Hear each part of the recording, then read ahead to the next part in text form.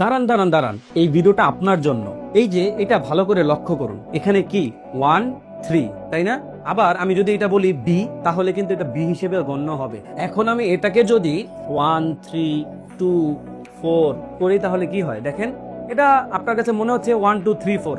আবার সেম আমি এটাকে যদি সামনে এ বি সি ডি লিখি তাহলে দেখেন আপনার কাছে কি, এটার মানে হচ্ছে সংখ্যাটা আপনি যেখানে রাখেন এটা কিন্তু আপনার ব্রেন সিগন্যাল দিবে ওই রকমই। ঠিক তেমন ভাবে আপনি আজকে কার সাথে চলাফেরা করছেন, আপনি যদি কোনো নেশাখোরের সাথে চলাফেরা করেন আপনি কিছুদিন পর ওই নেশাখোরের সমাজে মিশে যাবেন।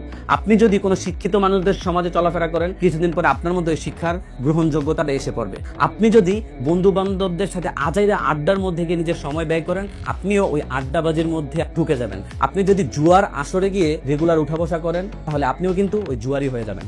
যারা রেগুলার নামাজ পড়ে তাদের সাথে উঠা বসা করবেন, দেখবেন নিজের অভ্যাস নামাজের মধ্যে হয়ে গিয়েছে। আপনি হয়তো এখন ভাবছেন এখন হয়তো এগুলো করে চলতেছি, পরে গিয়ে ভালো হয়ে যাবো, কেরিয়ার করে ফেলবো, এটা করে ফেলবো। হবে না, যা করতে হবে আজকেই, কারণ আপনি আজকে যা করবেন তার ফলটাই হবে কাল।